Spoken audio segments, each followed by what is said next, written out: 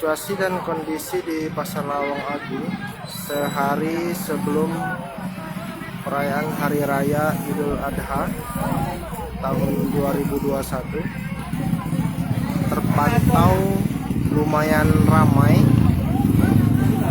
dibandingkan hari-hari biasanya. Namun bila dibandingkan dengan sehari sebelum Hari Raya Idul Fitri lalu, ini agak sedikit sepi dibandingkan Hari Raya Idul Fitri. Para toko maksudnya, terutama daging dan juga ayam.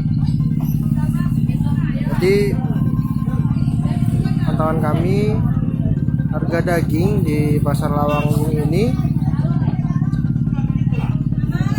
bervariasi antara 150, ada juga yang menjual 160.000 per kilogram untuk daging sapi atau kerbau.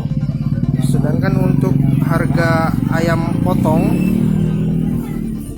di harga 30.000 per kilogram.